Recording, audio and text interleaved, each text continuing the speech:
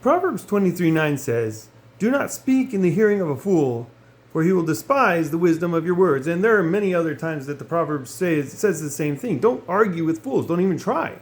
And I disobeyed that for many years. I was on Facebook group chats, like totally arguing with these atheists, thinking like I could reason with them when I didn't even realize that the Bible says not to do that. However, one day something happened. A friend of mine who is vehemently against Christianity sent me a video of Neil deGrasse Tyson like denouncing Christianity. And I clicked on it and it freaked out and like took me to a different video of some scientists talking about Mars. And I just kind of was like, all right. And I texted back, I said, cool, bro. That's all I said. And he like freaked out. This friend of mine freaked out. He was like, what? No rebuke? What the heck?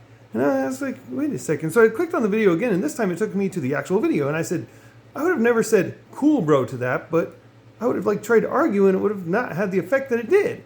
Instead, I just said cool, bro, and it had this massive effect. And I started realizing, man, maybe I should just tell these people, all right, cool, all right, no problem, have a good one.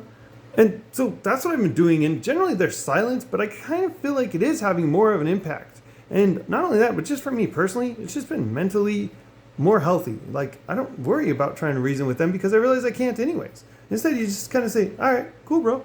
And so, yeah. And, Charles Spurgeon said, I would just as soon defend a lion as defend the truth. The truth defends itself. So, yeah, why should we try to defend it? It doesn't make any sense, especially when people can't understand our words anyway because they despise them already with presuppositions. So, yeah, just say, cool, bro.